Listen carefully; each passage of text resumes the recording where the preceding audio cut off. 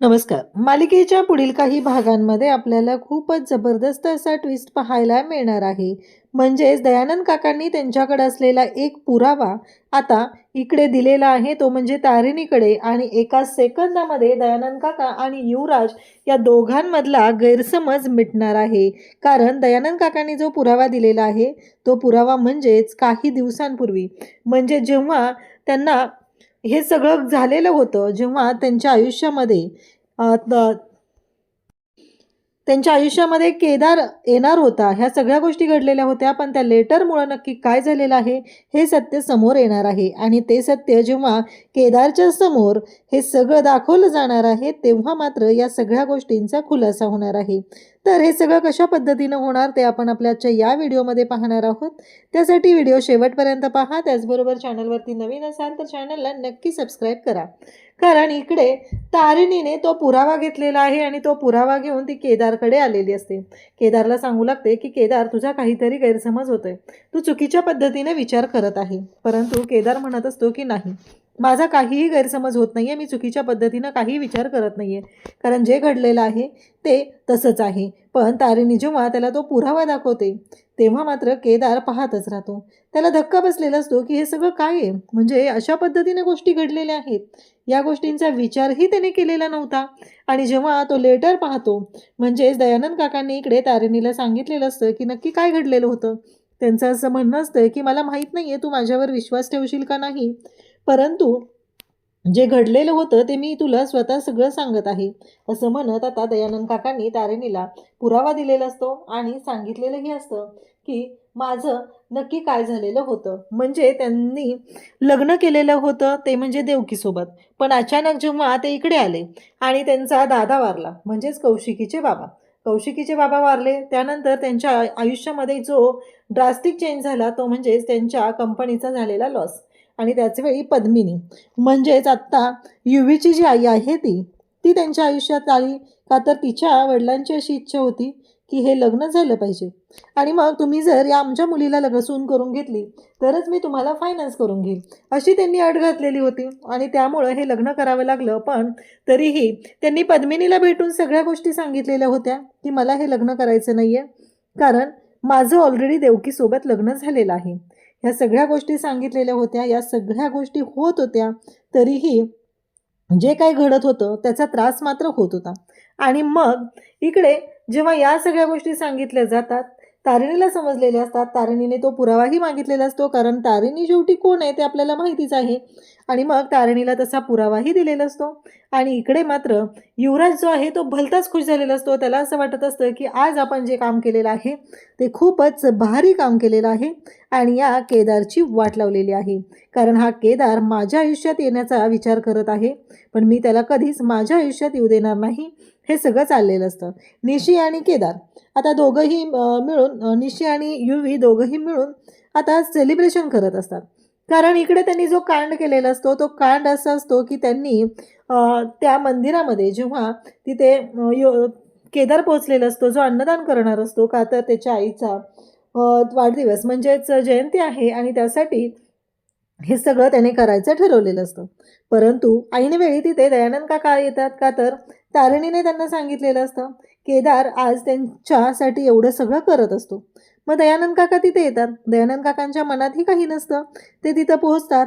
परंतु तिथे रिपोर्टर आलेले असतात, कारण निशीने जेव्हा ही गोष्ट सांगितलेली असते आणि मग युवराजने तिथे रिपोर्टर पाठवलेले असतात आणि हा सगळा राडा सुरू झालेला असतो.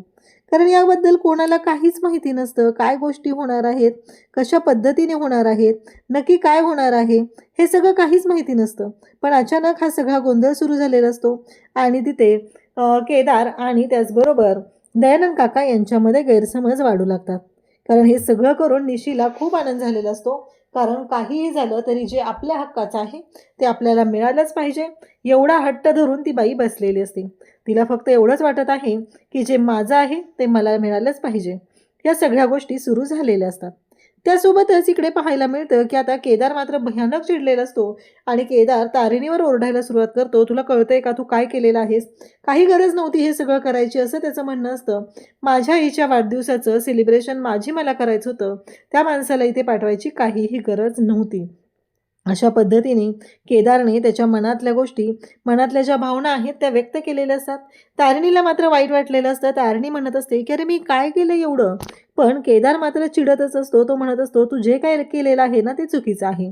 मग तेवढ्यात दयानंद काका तिथे येतात. दयानंद काका आल्यानंतर तो त्यांच्यावरही ओरडायला सुरुवात करतो की तुम्ही इथे का आलेला आहात? गरज काय आहे तुम्ही माझ्या आयुष्यामध्ये लुडबुड करायची? नका येऊ तुम्ही माझ्या आयुष्यामध्ये, मला गरज नाही आहे या कोणत्या गोष्टींची, असं म्हणत त्याने त्यांच्यावरती सुद्धा रागराग करायला सुरुवात केलेली असते. आणि इकडे तारणीला मात्र हे सगळं ऐकायला येत असतं. तारणीच्या लक्षात येतं की प्रॉब्लेम काय झालेला आहे. आता हा प्रॉब्लेम सॉल्व्ह करणं वाटतं तेवढी सोपी गोष्ट नाही, हेही तारणीला तेवढंच माहिती आहे.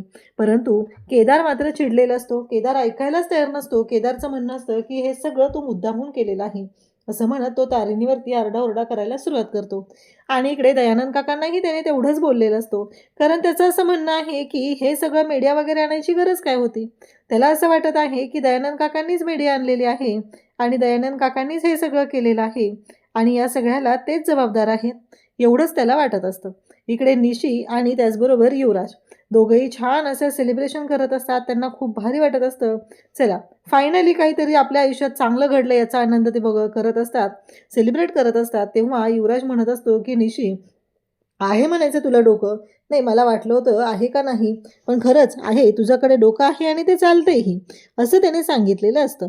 त्यासोबतच इकडे जेव्हा गोष्टी घडत असतात तेव्हा पद्मिनीला मात्र खूप राग आलेला असतो. पद्मिनीचं असं म्हणणं असतं की अजूनही तुम्ही त्या बाईला विसरलेला नाही, अजूनही तुमच्या डोक्यामध्ये तीच आहे आणि त्याचबरोबर तिच्याबद्दलच तुमच्या डोक्यात सगळे विचार चालू आहेत.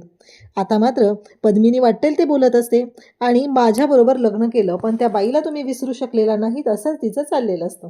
इकडे तारिणी मात्र खूप काळजी करत असते केदारच्या बाबतीत काय झालेलं आहे आणि तो कुठे असेल. केदार येतो, चिडचिड करतो, पण तेव्हा तारिणी म्हणते की एक गोष्ट लक्षात ठेव केदार, काहीही झालं तरी ते रिपोर्टर मी पाठवलेले नाही आहेत ना, दयानंद काकांनी आणलेले आहेत, कारण यामागे काहीतरी वेगळं घडलेलं आहे, हा विचार सुरू झालेला असतो. तेव्हा मात्र केदार म्हणत असतो की तारिणी बाद झालं, आता मला कळलेलं आहे की तुझं काय चाललेलं आहे. आपण मिशनसाठी आलेलो आहे, माझी पर्सनल लाईफ आहे ती वेगळी ठेवायची आहे आणि त्याच्यामध्ये तू यायचं नाही, त्यामुळं तुझा याच्याशी काहीही संबंध नाही, असं केदार सांगत असतो. तेव्हा मात्र तारिणीला खूप वाईट वाटतं. पण त्या दोघांचं बोलणं निशी मात्र ऐकत असते आणि तिचं असं म्हणणं असतं की चला आता खरी मजा सुरू झालेली आहे. मग मात्र तिला खूप छान वाटत आहे आणि त्याचवेळी हे सगळं झालेलं आहे. आणि आता इकडे पद्मिनी मात्र वाटेल ते बोलत असते आणि तेव्हा दयानंद काका भयानक चिडतात आणि ते म्हणतात बाद झालं, कारण पद्मिनीने आता तिथे मर्यादा ओलांडलेल्या असतात. त्या म्हणजे पद्मिनी म्हणते की तुमचं आणि त्या बाईचं लफडं होतं, कारण घरच्यांच्या समोर तुमचं लग्न झालेलं नाही आहे, तर तुम्ही दोघांनी लग्न केलेलं होतं, त्याला लफडं म्हणतात. हे सगळं जेव्हा घडत असतं तेव्हा मात्र इकडे दयानंद काकांनी तर सरळ तिच्यावरती हात उचललेला असतो आणि सांगितलेलं असतं बाद झालं, आमच्या दोघांबद्दल वाटेल ते बोलशील तर खबरदार, कारण या सगळ्या गोष्टींची मी तुला कल्पना दिलेली होती. आता तारिणी इकडे केदारला समजवत असते, केदारला म्हणत असते की शांत हो केदार. केदारला म्हणते की नाही, याच्या मागं काहीतरी वेगळं आहे, मला कदाचित युवराज असल्याचं वाटत आहे.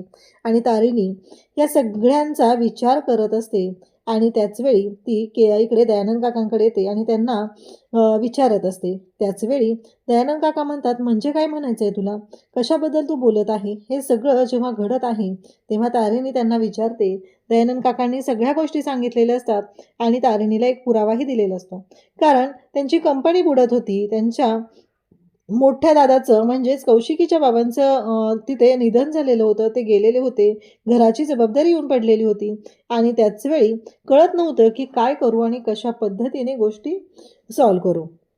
तेव्हा मात्र इकडे तारिणीने त्या दोघांनाही समजून घेण्याचा प्रयत्न केलेला असतो, परंतु तारिणीच्या डोक्यातून हे विचार जात नसतात. तेव्हा दयानंद काकांनी तिला एक लेटर दिलेलं आहे, कारण त्यावेळेस त्यांना एक निनामी लेटर आलं आणि त्यावर हे सगळं जेव्हा घडत आहे तेव्हा मात्र त्या लेटरवरती त्यांना कळलेलं होतं की ज्या घरामध्ये देवकी राहत आहे त्या घराला आग लागलेली आहे आणि त्यामध्ये देवकीचा मृत्यू झालेला आहे. मग ते लेटर दयानंद काकांनी तसंच जपून ठेवलेलं आहे आणि ते लेटर आता तारिणीला दिलेलं आहे आणि तारिणी ते लेटर घेते आणि ते लेटर घेऊन ती केदारकडे येते आणि केदारला येऊन सांगू लागते. परंतु इकडे मात्र आता पद्मिनीने हे सगळं केलेलं आहे, म्हणजेच लेटर पाठवणारी ही पद्मिनी असल्याचं सत्य आता तारिणी मात्र सर्वांच्या समोर आणणार आहे. पद्मिनी इकडे त्या युवराजकडे आलेले आहे आणि युवराजला ती सांगत आहे की काहीही झालं तरीही जे आपलं आहे ते आपलं आहे, ते कोणालाही मिळू द्यायचं नाही. आता खेळ सुरू झालेला आहे आणि त्याचवेळी काहीही झालं तरीही आपल्याला वेगळा डाव खेळावा लागणार आहे. आता इकडे जेव्हा केदारने ते लेटर बघितलेलं आहे तेव्हा त्यालासुद्धा धक्का बसलेला आहे आणि ते दोघंही विचार करू लागलेले आहेत, यामागं नक्कीच काहीतरी आहे. आणि आता मात्र इकडे केदार आणि तारेणी मिळून कशा पद्धतीने पद्मिनीची वाट लावणार हे आपल्याला पुढे पाहायला मिळणार आहे. अशाच अपडेटसाठी चॅनलशी कनेक्ट राहा. थँक्यू.